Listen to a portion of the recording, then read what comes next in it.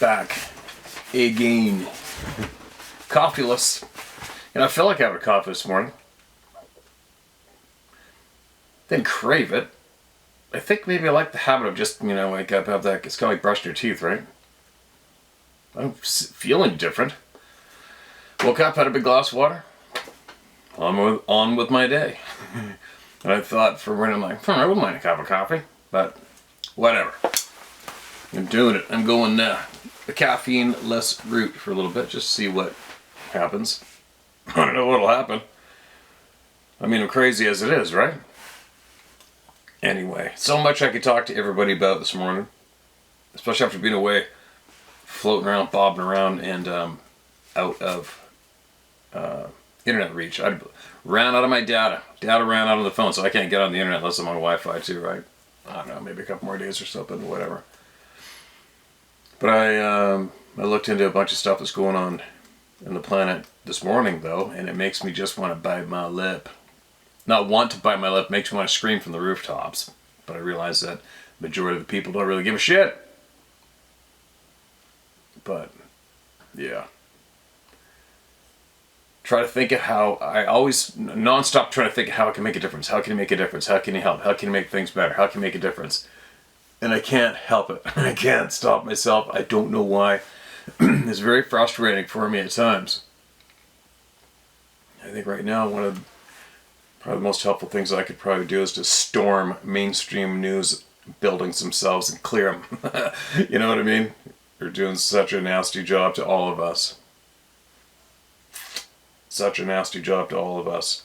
Tell you what though, one thing I will say though is If you guys ever see me dressing up as a woman, shaking my private parts in front of like 8-year-old boys and girls, I hope you put me in a box and bury me in the ground really deep. That's all I got to say about that one. I'll say one more thing till I have to. Now, you guys know that I've been in contact with nuclear physicists, nuclear scientists. That group of people are a global, tight-knit, small group. Okay? They are the ones who have the knowledge on how to manipulate, make safe, and use nuclear energy. Okay? And when that war that's going on over there, and a while back, the people who are apparently the victims of this war aggressively shelled a nuclear power plant. Now, the Russians actually went out of their way to protect and repair that nuclear facility. Now, I'm saying this, I don't have an iron in the fire, right? I'm just saying this. You, for 1 second, just ignore the full past. Just think about the present and what's going on. This is fact. Because I have a contact whose colleague was sent there to perform the repairs on that nuclear power plant. All right, this is direct knowledge. Okay, this is direct knowledge. And right now, currently, the mainstream news is nonstop saying that the Russians are going to use a nuclear bomb. They're going to use a nuclear bomb. Now, the very bad mainstream news is saying, oh, they're putting what looks like bombs on top of the nuclear reactor. They're going to blow up the reactor. Okay. So what they are doing is they are grooming all of us to think that the Russians are going to start a nuclear conflict. And that is the furthest from the truth. I've been following this intimately and digging like a dog for a long time. It's further from the truth. The West is going to do this. They're working towards doing this. That's a fact. It's disgusting. It's gross. The people who are encouraging this should be in shackles. And see what I mean? It's hard for me to bite my lip. I want to scream from the rooftops. Fact. Fact. Both sides had a signed agreement to end this conflict possibly 100,000+ lives ago. The British Nazi government went over there and abolished the peace agreement. Okay? That's fact. Look into it. Now they're pushing for nuclear conflict. That's the part that makes me upset. Is that these idiots are seeping out misinformation. They're drilling the nuclear word. It should be a bad word, but they're drilling it into the society nonstop daily right now, and it's picking up pace. Nobody's stopping them. It's not good. Yeah, Russia went out of their way to protect a nuclear energy plant. Kept the nuclear scientists there to ensure that it was safe and ran properly, and repaired it. Oh, now the world's telling all the people they're going to blow it up. Think about that one, all right? All right, now, that's all I got to say. Getting back to, it's tough, right? It's tough when you follow stories around the globe that which will, and they do directly affect us, and they will immensely affect us down the road. And it's very hard for me to not say something about it, right? People got to talk about the truth, man. About everything. Not just selective truth. You got to talk the truth about everything. One more little slice of rant. Jim Caviezel. That's the actor. He's been Jim Caviezel has acted for over 30 years. Now remember this one. I gotta say this too. You know how I've always tried to share the fact that whoever it is, when somebody wants you to be quiet, when somebody tries to stop you from speaking, it's 100% the guilty party. Doesn't matter what the topic is. Right? You can look into that in many examples or grand examples. Whoever wants someone to stop talking, they're guilty. Let's just put it in some simple form. This man who's exposing the child trafficking, the child murdering, child sexual molesting, child kidnapping, which apparently allegedly the monetary value of this has now surpassed the drug and the sales of the global sales of arms market. It's the #1 money generator on the planet today. So anyways, this man is doing a substantial effort of exposing the bad people who kidnap, kill, and rape and torture children. Hollywood is now trying to suppress him, shunning him. What's up with that? What's up with that? Let that sink in for a little bit. Hollywood is shunning a man for going out of his way to try to save children who are being sold, raped, and murdered. All right, there you go. There's my morning little rant without caffeine. Now, let's hear some other voices in the world who need to be heard besides my annoying voice, but I sure hope that you people listen and look into things yourselves. Quit being told what to think. Quit being told who your enemy is. Alright. Replying to your questions, the title of this email, please don't use my name Steve. I'm again going to use the name Palm Island. Alright, this is a recent email a few days back, right? Trying to keep our son from getting tagged, no doubt. Our son stated he was escorted down the halls by the military and was told not to look into the examination rooms when they passed. He did not turn his head while they were walking, but he could see in his peripheral vision. He said it wasn't a monkey of any kind, but was hairy. He said he tried to come up with some idea what it was, but he said it wasn't anything he'd ever seen before. It also stated the island had several, quote, out, end quote, buildings from the main building. Each one of those outbuildings had caged animals, from horses, cows, goats, dogs, cats, monkeys, etc. He said the island felt very evil. Steve, our son, also stated, quote, this has been going on for years, even back to World War II. Steve, we had watched a documentary on the island and everything they stated was true, but our government came out and told everyone it wasn't true, just like they've been doing about the Sabe. I believe if more people brought up the truth, what our government is and has been doing, just maybe we could expose those evil SOBs and make them stop telling lies. Thank you again for bringing the truth, Steve. Hey man, thank you for sending the emails in. And I hope everybody remembers that one a little while back about the Palm Island thing, which I had no idea about New York. Sounds like they're doing some disgusting, nasty things that they shouldn't be doing, right? Thanks for making that clear, man. Who knows what's in that room? Probably the next room down is a bunch of children, right? Here's another one. Hello, Steve. My name is Doug. Please don't use my first name. First, I'd like to thank you for all that you do in helping us people in the club in a return. You're very welcome. It's too easy and it's nothing without people like you. My story started in 78. I was 10 years old. I lived in a very small town in Massachusetts.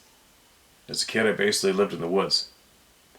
I was always walking and running in the woods. My dad taught me how to fish at a very young age, and I would fish constantly in a small stream not far from my house.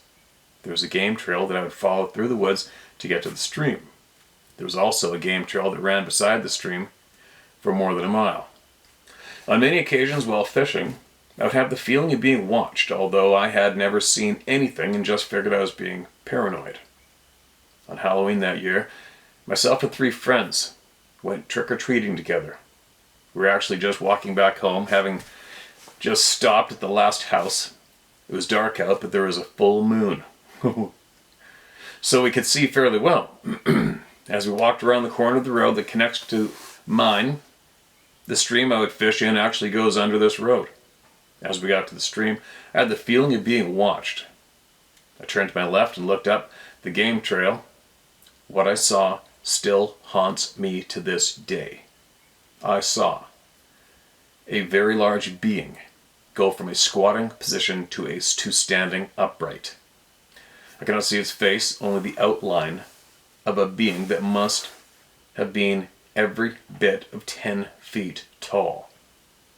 It let out a very deep growl, but it was not very loud. Bracket. I had not heard a sabe back then, in bracket, so I thought it was a bear. I was always taught to not run from a bear. So what I did was spin around and start walking fast as I could backwards. It made sense to me then. My friends all asked me what I was doing. I told them, don't run or scream. I think I just saw a bear. At that point, my friends all turned around and started walking quickly backwards as well. We made it back to my house safely, and no one ever said a word about again.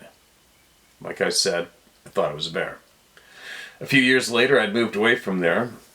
It wasn't for a few years after this that I had learned about the Sabe. That's when I figured out what I had really seen that night. I have a few other encounters that I'll write about another time. No way, a few more. Thanks again, Steve. God bless you and your family. Bless all the members of the club and in return, Doug. Bless you too, Doug. Thanks for that email, man. Appreciate you. Your time. Welcome to the club. Welcome to the club. Ever freak you guys out how many emails I have received? How many emails I received? Does it ever make you go, holy shit. How can some dumbass like him get so many emails from around the globe? Isn't it amazing? There's so many. I don't even know if I'll be able to read them in this lifetime. Well, I guess I would if I didn't, if I keep going, right? So many people have so much truth to share and so little place to share it. Embarrassing. Society is embarrassing currently when it comes to that department. I guess we're making it better though, right? Alright, who is next? What's this one? Some of these, it's a mixed bag. Some are recent, some aren't.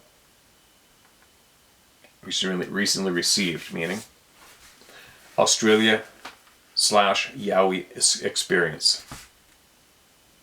Hi Steve, first I'd like to thank you for providing a non-bullshit platform for people to share their experiences. No problem. My name is Neil Thomas. I'm 54 years young. Mate, you can use my name if you like, because I've been around long enough to not give a shit what anyone may think of my story. Right on, brother. You're in the right place. You found your people.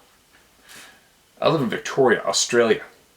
I've always been a keen outdoors man, fishing and camping out. Early January 2021, our Premier of Victoria, Daniel Andrews, allowed us out of COVID lockdown. By the way, this dickhead Premier PF of ours makes Trudeau look like a bloke he could have a beer with, lol. No chance. Yeah, that's what I've heard, man. That's what I've heard. Followed a lot down there, and it's not good. As we had a leave pass to our freedom, myself and partner Sue packed the ute with camp gear and headed up to the Murray River, along with our two border collies. For all that don't know, a ute is a pickup truck. We ended up at a place called Bundalong, Victoria, where the Ovens River meets the Murray River. The area is basically swamp with the river channels branching out to form many small islands. We planned for a 3 to 4 day trip. Set up camp in a cleared area, deep water out front with a small island about 30 feet just to our left. Anyway, we are enjoying our stay so much we decided to stay another day. Around 3 in the afternoon, we heard 3 strikes made to a tree. 15 minutes later, we heard another 3 strikes made to a tree in the other direction. Put it down to some clown cutting down trees with an axe. As night fell, we headed to our swags. Got in, settled for the night. Swags, I'm guessing that's sleeping bags for us up here. Excuse me, at 12:05 a.m., I woke to Sue shaking me and saying something's crashing through the bush, pushing trees down. I sat up to listen, heard a small crack of a branch, followed by a big splash and then another splash. In total, there were 4 splashes about 20 feet away. I was out of my swag, armed with my torch, within seconds. Torch is a flashlight. Just lost where I was. One of my dogs started growling and barking at a group of small trees just to my left. I could not see a thing with the torch. Called the dog back. Then I heard whatever had crossed the river walk off. I said to Sue, this thing is on 2 friggin' feet. My mind was trying to get a grip on what was happening. I just crossed 30 feet. of 4-foot deep water in 4 steps. I've been fishing there for 3 days with lures. As I'm trying to comprehend what was going on, I started to scan the whole area with my torch. I turned 180 degrees, where whatever left the river walked off. I picked up eye shine about 50 feet away. My brain was trying to make sense of what I was looking at. I called Sue over and asked if she could see the eye shine. She could see it. These eyes were about 5 inches apart and above trees. I'm estimating around 12 feet off the ground. I watched as they blinked, turned away, then looked straight back at me. As I was trying to compute what I'm looking at, they moved out to my left and moved down to about 4 feet off the ground. From that point, I said to Sue, "Pack the car." We threw everything in the back of the ute and were gone within 5 minutes. It was a 5-hour drive home and did not stop. I think the only word spoken on the way home was, "What the F?" As things have turned out, this was to be the beginning of our experiences with these beings. My love for the outdoors wasn't going to be dictated by fear. I will continue documenting my untold journey in emails. Continue the good work, Steve. The truth needs to be heard. Cheers, Neil. Yes, it does, Neil. I'm sitting on pins and needles waiting to hear the rest, man. Welcome to the club, recent members. And just think how many times you guys have been out in the outback and never experienced nothing, and all of a sudden, boom, in your face. In your face. So many people. I've been working in the woods all my life. I never seen one. Guess what? It doesn't matter. It's not that common to see them. From the Upper Peninsula of Michigan. What a frickin' hot spot the UP is. Hey Steve, we are forever grateful for all you have built for all the How to Hunt family, for sharing the truth and the truth about these beings. I have many encounters to share. But first of all, I wanted to say thank you, and thank you to all that have shared.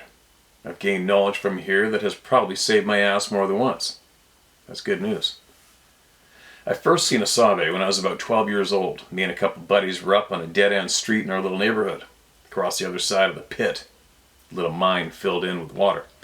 We thought there's a guy wearing all white jogging suit running across the hill and jumping up the bluff rocks like a ninja. And one of us mentioned it was a Bigfoot. And then we all knew what we were witnessing was definitely a huge 9-foot or so all white-haired Bigfoot. Well, we went to the hill the next day after school to look for tracks or him, but we didn't find anything. That was like 30 years ago. Since then, I have given them marbles, tobacco, and they have given me a wreath made of fresh vines that I eventually lost due to living in the woods and getting locked up for having this addiction disorder. Been fighting this addiction for 25 years, but it has also helped me cope with some of the things I have witnessed. Currently in recovery, and I'll find the time to write more of my encounters soon. I've been a listener since the beginning. I appreciate all the time you have put into this channel. You and us all here have helped so many people, including me. I got your back against the Nazis that are trying to ruin the world. I'm a United States Army veteran, and the truth is the only way we can move forward in these crazy times. Thank you, brother. You can say my name. I've always stood for truth and always will. The evil will run and hide when we gather. Your friend, Dwayne Corpy. Dwayne, stay the course, man. You're a strong dude. You got this. You got this. I appreciate your kind words. Hold on, we can go dog. Ruby, puppy. What are you doing? What's going on, you big goon? You big puppy, huh? Cruising the property, playing the guard dog role. It's crazy how she does it, just like her mom. Come here. Come here. I think you're too bad. She lays down when I try to pick her up. Am I right? What are you thinking? You want me to come out and play, right? Hey? Yep. Here, show my hand, show how big you are. You've a great big 9-month-old puppy now? Hey? Huh?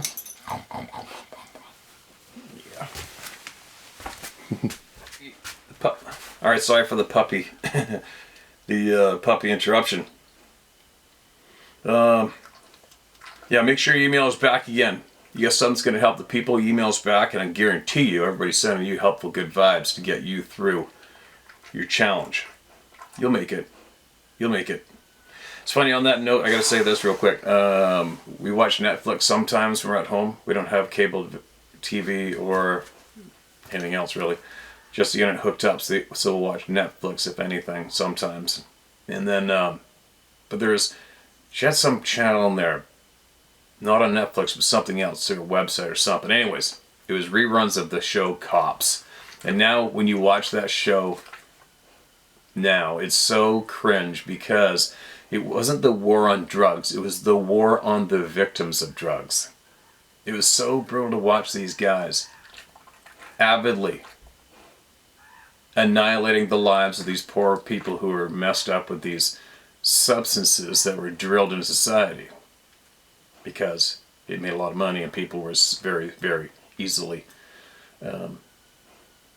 addicted to them and taking them. Anyway, I'm just throwing that in there. It's now later on, as I grow older and realize back then what was going on was the war on the victims of the drugs. It's pretty pathetic and pretty sad and pretty cringe-worthy to watch now. But anyway, I just thought little came there. Nothing like having a dog cough a loogie on your bare foot. Smoking hot outside right now, man. Very hot. But I'm gonna hit the wood pile after this. In Babylon. Alright, who's next? The white Sasquatch thing. That's been noted numerous times, white Sasquatch, and also I think that channel, Thinker Thunker, did a thing on somebody who was in the woods at nighttime videotaping, trying to see what the hell's out there, and they came within feet of this beast that was covered in white hair or fur, whatever you want to call it. And from his looking into it, that video has been deemed quite authentic, and it was very white-haired.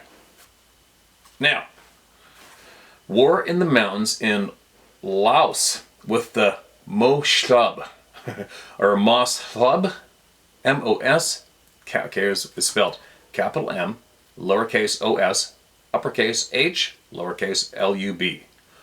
Mos Hlub. I'm guessing that's what that's supposed to be. Hi Steve, me again. Nia C. I wrote to you before on my elders during the Vietnam War. Ever since I brought up the topic a few times when we had family and friends gatherings. English is my second language, so bear with the typos if some don't, sentences don't make sense. No problem, we'll get through it. And then you have me to contend with too, butchering your email no matter what. Might be a long one again, but I'll share some stories from my people. Not sure if it'll bring any knowledge, but instead awareness that every culture seems to have this thing amongst us, mainly in and beyond the bush. The topic of the Mos Hlub,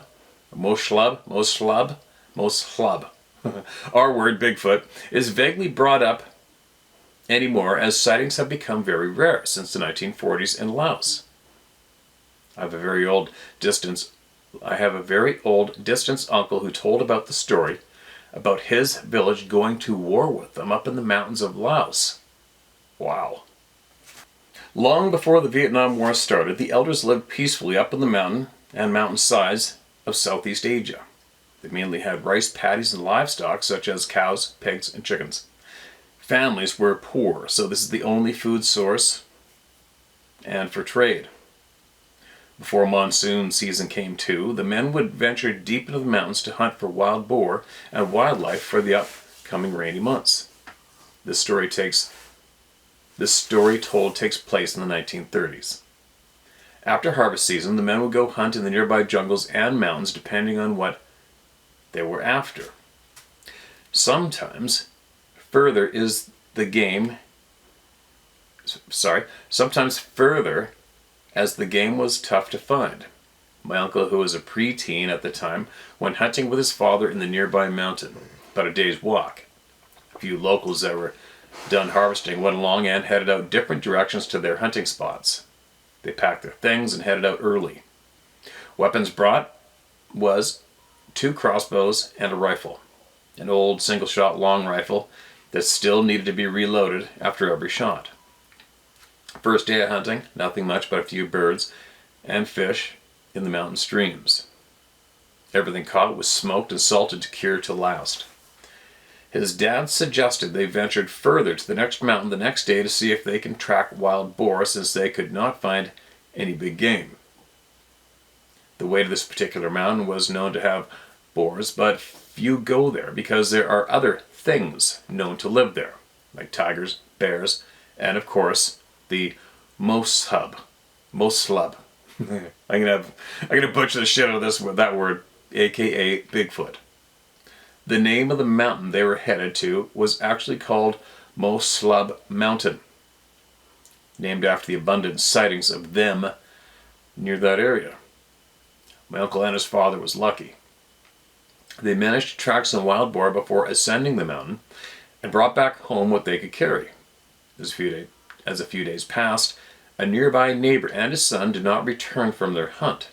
That day, the people from the village gathered the men who was willing to go do a search party and headed towards where they were last seen entering the trees. My uncle went along with the men. Story goes, the wild men were known to take livestock and on rare occasions, us, humans, as food. Let's stress on the word wild men. Shared. Most people who go missing is when going hunting or fishing when the area has little to no witnesses. When an actual kidnapping was witnessed, the Moslub would stay still near the trails and snatch the person or people by the arm and drag them away to a secure place or a cave and eat them there.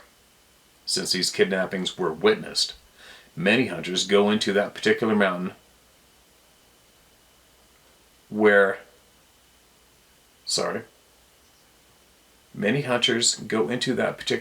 would wear cut down and hollowed out arm-length bamboo trunks over their arms. Okay, got it. That way they were yanked. If they were yanked by them, they would only be able to take the bamboo and not the people, giving them a chance to escape. That's actually a pretty smart thing to do, right? If that's their pattern, is grabbing arms and running. Back to the search story. The men from the village managed to track where they camped, about a day and a half hikes away, the foothills of the Moslub mountain.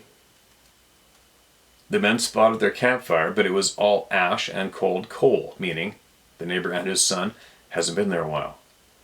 Their supplies, weapons, and meat harvested was still at the campsite, but they were nowhere to be seen. They managed to find their tracks. It was scattered and leading up the mountain, but the sun was going down and the search party called off the search until morning, as it would be too difficult to track them in the dark. That night, my uncle and the man camped at the found campsite. That night was one of the most terrifying nights he can remember. The search party took shifts sleeping and keeping an eye out, as they knew they were deep in the woods and not alone. As some time went on, some of the party started to sleep, and my uncle decided to stay up with the men who had first watch. As the night went on and the people quieted down, the forest came to life. Bugs and little critters became active and made their little buzzing and squeaks. That went on for quite some time until everything went quiet. Dead quiet. The first watchers looked at each other with an oh shit look. Everyone that was still up was alerted and grabbed their machetes and rifles. They started to hear bipedal, a lot of footsteps that were descending down the mountain, breaking the fallen twigs on the ground. The elders who came with the party said, "It's them. Hurry and wake everyone up and stand around the fire." Excuse me. As soon as the footsteps came, they stopped. The search party knew they were surrounded by the Moblub. It's a typo. The fire reflected off the eyes of these creatures, and their eyes seemed to glow a deep red color. Some eye glow were as high as the tree branches, around 8 to 10 feet. Some were shorter. The party was surrounded and outnumbered. The elders told the group to stay calm and stay still. Everyone was scared, and some were even whimpering, including my uncle. This standoff went on until the break of dawn, and they all just seemed to disappear one by one. When light filled the woods up, some of the group went to investigate around the camp and found footprints. Big footprints, like a man's, but twice the size of an average person. With the unfortunate event that happened at night, some of the group decided they wanted to leave back home. The elders pushed them on to continue the search. Eventually they tracked the missing up the mountain short ways and found them.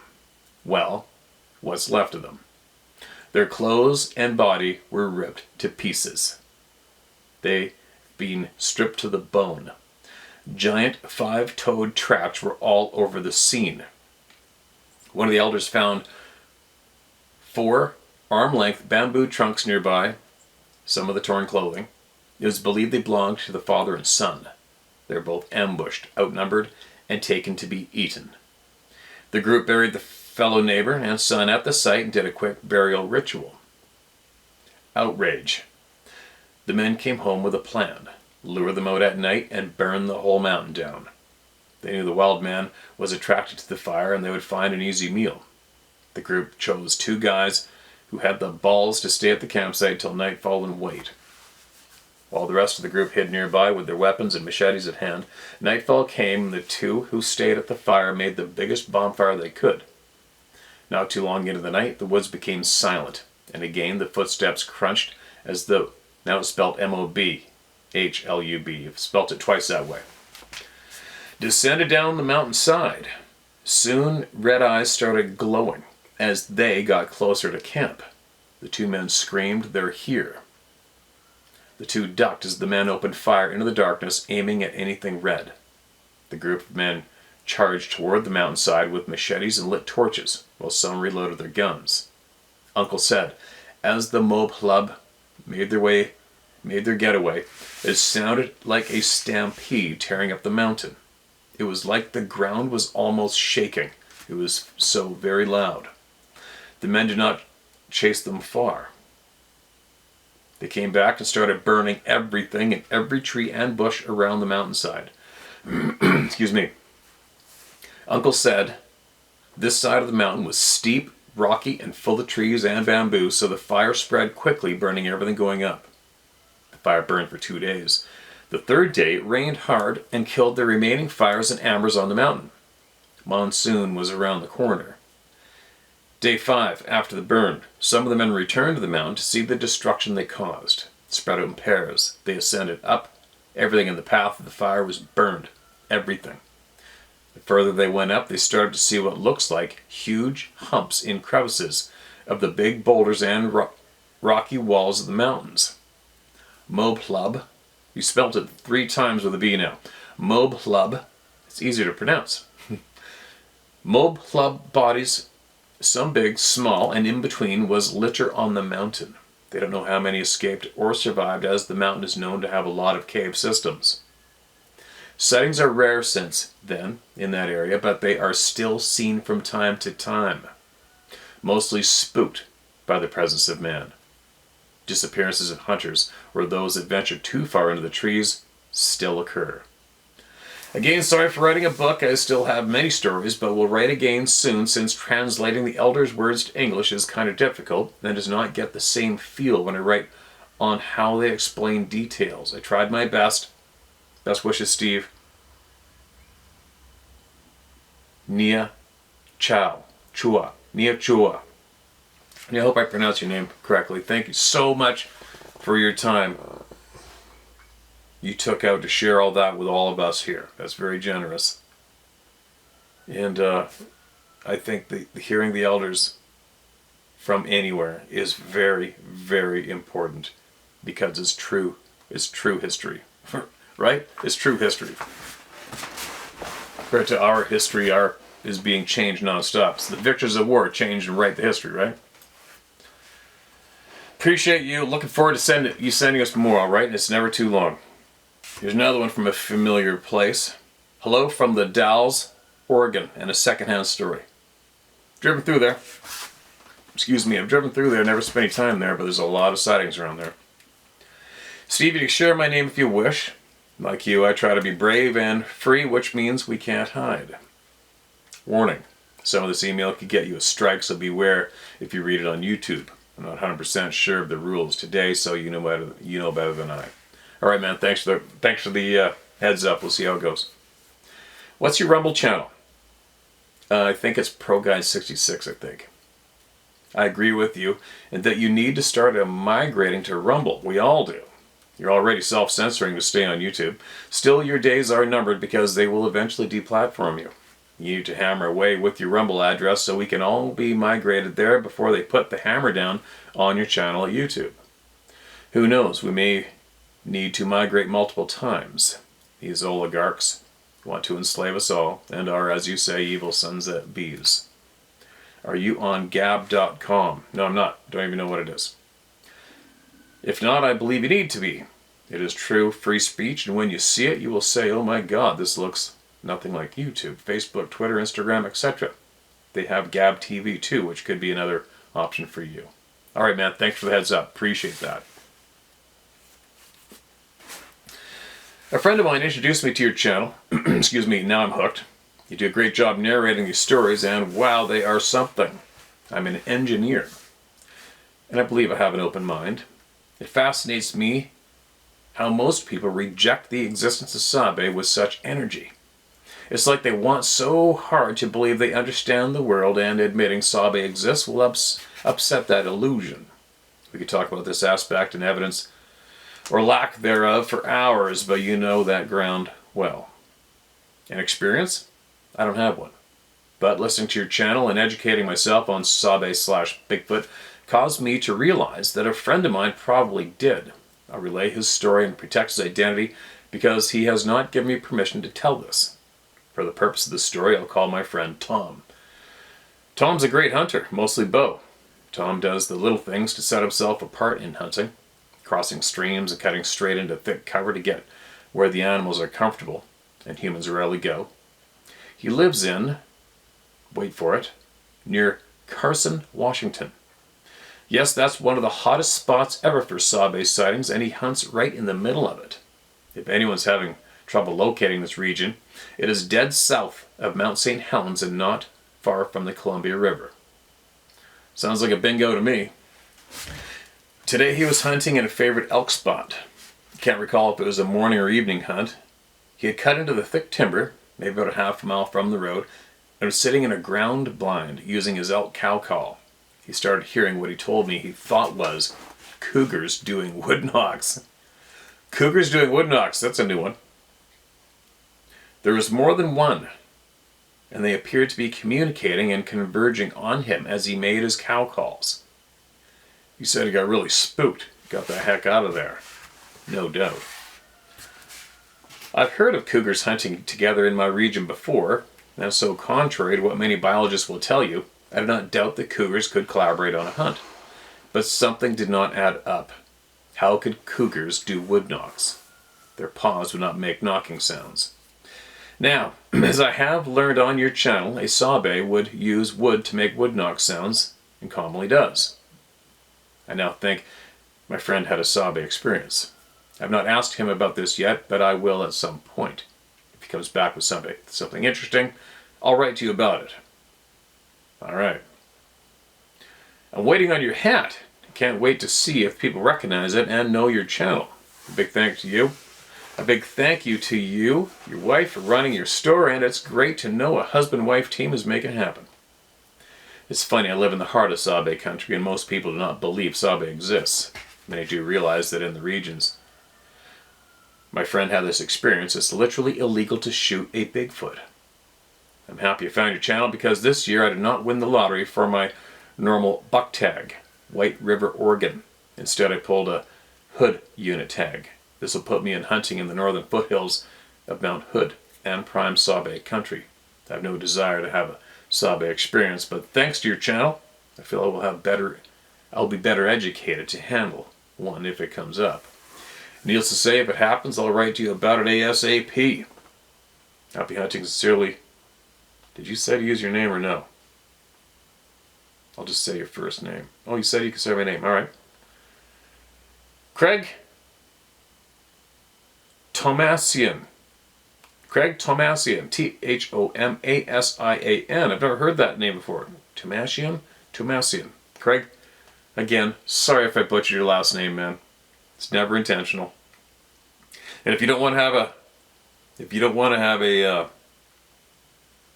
a face-to-face or a bad encounter, you can try it. It works for me for the most part. Just say what you're doing when you go out there in the woods and just say out loud, leave me alone. Just leave me alone. I know you're here. You know I'm here. Just leave me alone. I'm not into you. That's what I do. I have a feeling I will have my face-to-face again, but that's what I do.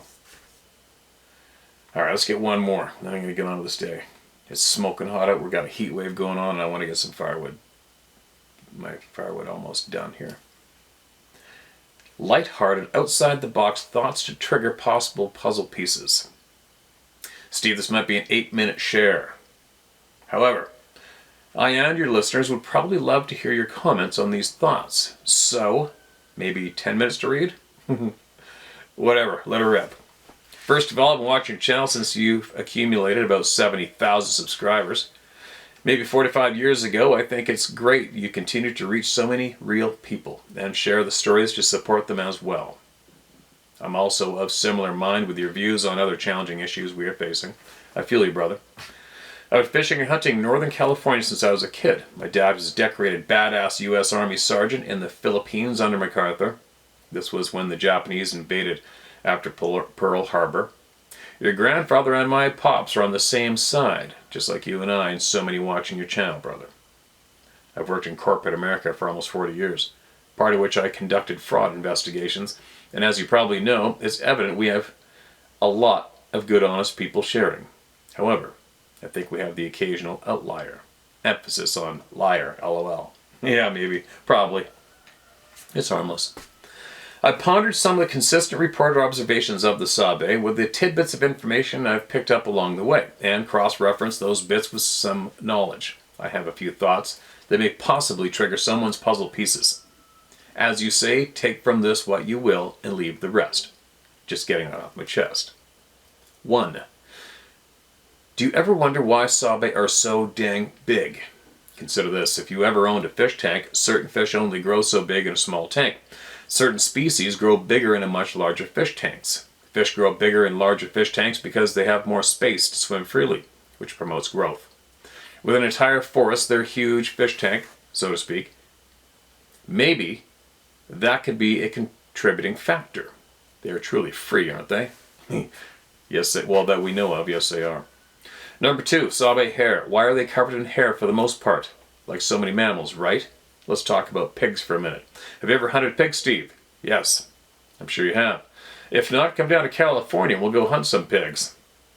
Okay, back to number 2. In California, the feral pigs we have here are a mix of European boar and domesticated pigs. Feral pigs grow long hair due to stressful conditions that increase the level of testosterone in their bodies and with hormonal changes. This causes morphological changes in them and they become feral hogs. Some people believe that a domesticated pig will grow longer hair once feral due to its genetic makeup, allowing for physical changes when exposed to environmental changes. Pigs that get out can revert back to a state where they can exist in the wild, grow tusks, and get aggressive. Sabe have human DNA. Humans have an inhibitor in certain areas of the skin that prevent hair growth. Perhaps Sabe don't have this inhibitor. Also, we all know their hair protects the body, and I haven't heard a story of any forest people wearing jeans. On a side note, speaking of pigs, there was a fairly recent news story of a group of Sabe running on this guy's property, East Fresno County, California. One was carrying a pig and tripped on an irrigation pipe. I guess they like pork chops too, lol. Yeah, there's been tons of sightings of them hunting hogs, packing them, killing them. Number 3, Sabe verbal communication. Listening to Moorhead Sierra sounds was very intriguing. For you sleuths out there, there's a retired Navy man, Scott Nelson, who analyzed the sounds and determined that Sabe and the Sierra sounds speak while inhaling and exhaling. More efficient, eh? They also speak very fast, just like some people in certain areas speak faster than others. I'm sure there's a very significant sense of urgency in the forest to harvest food and therefore not only speak fast but move fast as well. Brings me to number 4. Sabe speed. They have to be quick, right? Like you said, Steve, they outclass us 5,000%. They move, think, react, speak at a much higher rate of speed than we do, obviously. If we blink, which we do very often, they can simply appear to disappear. This email is long enough, brother. I hope my 2 cents makes a difference. I'll send a follow-up email with my experiences with the forest people. Oh, all right. Thanks, you can share my name, Joel Chase. Like the bank, but no relation. I'd give a flying fork what people think either. P.S. Steve, I think you'd receive a fantastic turnout if you, David P., and Scott Carpenter had an event at a remote venue somewhere, maybe just outside Vancouver, BC. That'd be a blast. I'd volunteer to help organize it too. Just a thought, brother. From my experience, face-to-face interaction with like-minded individuals is so valuable. Maybe you can create a team that you can trust. P.P.S. I picked up a lever gun, if/and when I take my girl Jackie to remote areas of North California. 500 grain, 45-70 rounds. I don't think that's enough either. It's more for me than them, if you know what I mean. Well, yeah, no doubt. Okay, man, appreciate the email. Make sure you send us what you know, what you've seen. What you've seen and what you know is the same thing to me. Make sure you get it to us. We'll be waiting. And I'll be sharing it. Filling up a room. It's funny, I've been invited to a handful of those over the past. Dave invited me to a few of them. I went to one, and the other ones I just couldn't make it due to the government taking advantage of the virus and hammering on us, and not being able to travel south of the border because I will not accept the forced anything in my body. But then I was picturing it. Like the first time I went to the one that Dave invited me to, right away he heard and he was warning me that somebody was planning on showing up there and they're gonna give it to me in the parking lot. I was like, right on, bring it on, man. Bring it on. I might lose the fight. Maybe I would, maybe I wouldn't. But I wouldn't back down. Right? I wouldn't back down. Nobody's gonna make me back down from nothing. But anyway, that's another story. Sorry for that babble. And they didn't show. So anyways, but I was picturing the other day if I were to be on one of those stages with a group of people with some of those characters on the stage as well, taking their turns to speak or doing whatever they're doing. And I'm picturing it, and I can't stop myself from speaking truth. And if there's a prick beside me that's done some real nasty shit, everybody's going to know about it out loud. I can't help it. Whoops. Due to my past experiences as a child and growing up and what's happened and been taken from me in this lifetime and me watching bad people being hidden. You know what I mean? It's like how many times have you heard of somebody doing bad to somebody down the road, some couple or whatever, and nobody says anything. Oh, did you hear that so-and-so is beating on his wife over there on a block around the corner? And nobody says anything. They'll see them in public. See that man in public and nobody says anything. Or you hear of some person doing something horrible, so horrible, just doing bad things. Nobody says anything out loud. It's very bizarre for me to watch, and I've lost a lot when I was younger due to not saying anything out loud. So, I've carried myself through lifetime saying shit out loud, and I was picturing me being on one of the stages, and if some of the correct characters were there as well, I honestly know that I would not be able to keep my mouth shut. I would go to verbally, out loud, in the microphone, telling everybody what this idiot right over here has been doing to all of you. And then I would turn to square up and face the idiot and I would call him out on every single dirty, filthy thing they've been doing to keep all you going in circles that end nowhere. And I'd rip into him. I wouldn't be able to stop. So, out of respect for people that do not do that and wish to attend and share their knowledge of those functions, I won't attend. Only for that reason as well. But then again, there's another side of the coin. So you fill up a room with a whole pile of people that already are on the same page. Well, what does that do? How does that benefit anyone? I wonder, right? Obviously, there's ticket sales. You can put some money in the bank, pay for your time and effort, but isn't this the best way to go about doing this? Do you think maybe? You know what I mean?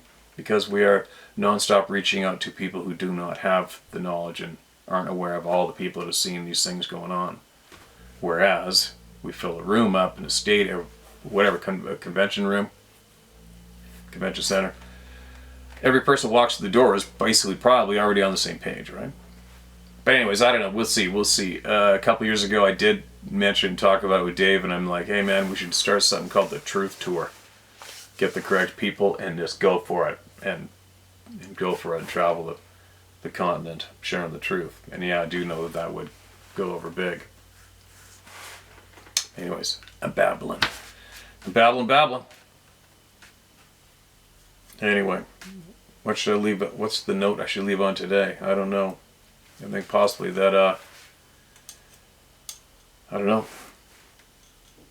I think that any politician, any mainstream news outlet that keeps bringing up the nuclear bomb word should be, I don't know, it's just not a good thing right now, you guys. Anyone promoting the use of nuclear weapons today in our home, they really need to be looked at closely and dealt with. That's what I'll leave this on. Wait a minute. How about protecting the children? Let's leave it on that note. Protect the children. Don't look away. Quit looking away. Protect the children.